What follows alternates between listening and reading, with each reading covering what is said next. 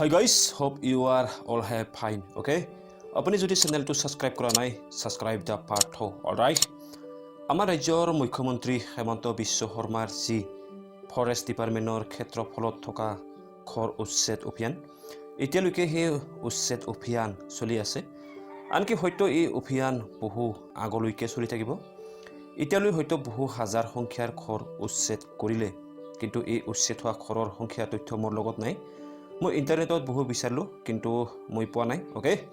এই তথ্য চৰকাৰৰ হাতত থাকিব নিশ্চয়, অ'কে? কথাটো হ'ল কিছুদিনৰ আগৰ পৰা চলি অহা উচ্ছেদ অভিযান হাজাৰ হাজাৰ ঘৰ উচ্ছেদ কৰা হ'ল, কিন্তু আৰু ৰাজ্যৰ প্ৰশাসনে হাজাৰ হাজাৰ ঘৰ উচ্ছেদ কৰাৰ পদক্ষেপ লৈছে। অ'কে, চোৱা, এই অভিযানৰ ক্ষেত্ৰত ইয়া স্বাভাৱিক কথা। হয়তো কেইদিনৰ পিছত উচ্ছেদ ঘৰৰ সংখ্যা হাজাৰৰ পৰা লাখলৈ যাব পাৰে। আৰু ৰাজ্যখনত তেনেধৰণৰ অবৈধভাৱে ফৰেষ্ট ডিপাৰ্টমেণ্টৰ মাটি বেদখল কৰি থকা ঘৰ বহু আছে। কিন্তু কথাটো এইখিনিতে এইটো হ'ল, যেতিয়া নিজৰ বা আপোন মানুহৰ ঘৰ উচ্ছেদ হয় সকলোৰে দুখটো লাগে।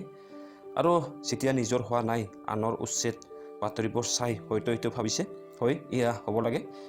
কিন্তু এই উচ্ছেদ অভিযানত বহু বেদনাদায়ক দৃশ্য দেখিবলৈ পোৱা হৈছে।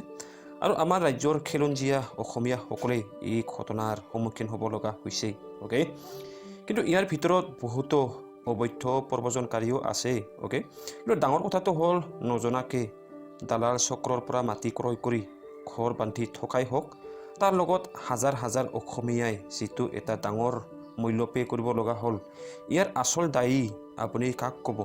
বৰ্তমানৰ প্ৰশাসনক নে আগতে কাৰ্য চলাই অহা ৰাজনৈতিক দলবোৰক? মোৰ মতে এই ক্ষেত্ৰত সকলোৰে মতদান বেলেগ বেলেগ হ'ব। কিন্তু আমি এইখিনিতো বুজিব লাগিব, এই অবৈধভাৱে বেদখল 1-2 দশকৰ কথা নহয়, বহু আগৰে পৰা এই বেদখল চলি আহিছিল। কিন্তু এইটো ক'ব পাৰি, পূৰ্বতে কাৰ্যভাৰ চলাই অহা ৰাজনৈতিক দলসমূহ এই ক্ষেত্ৰত গম্ভীৰভাৱে দায়িত্ব লোৱা নাছিল। ভোটৰ আশাত কৰি অহা এই ৰাজনীতিকৰ বাবদ জনসাধাৰণে যে এনে এটা দিন দেখিব, ইয়া স্বাভাৱিক কথা, অ'কে? এই উচ্ছেদ অভিযানৰ ক্ষেত্ৰত ডেভেলপমেণ্ট ঘটি অহা 2 দিন আগৰ এটা বাতৰি আপোনাৰ আগত ৰাখিব বিচাৰিছোঁ। ওৰাং ৰাষ্ট্ৰীয় উদ্যানৰ 5 চৰত 3187 ঘৰ উচ্ছেদ চলাব প্ৰশাসনে। আৰু আগন্তুক দিনলৈ চলি থাকিব এই অভিযান। মই আগৰ ভিডিঅ'তে কৈ আহিছোঁ, মুখ্যমন্ত্ৰী হেমন্ত মামাই যেনে ধৰণৰ আইন বাল্য বিবাহ বন্ধ কৰাৰ ক্ষেত্ৰতে হওক, এই উচ্ছেদ অভিযানেই হওক, হেমন্ত বিশ্ব শৰ্মাই বহু ডাঙৰ ভোট বেংক লৈ খেলি আছেই। আগন্তুক নিৰ্বাচনত ইয়াৰ প্ৰভাৱ কিছু হ'লেও নিশ্চয় দেখা যাব। অলৰাইট, নাও মই ভিডিঅ'টো এইখিনিতে শেষ কৰিম। Thank you for watching.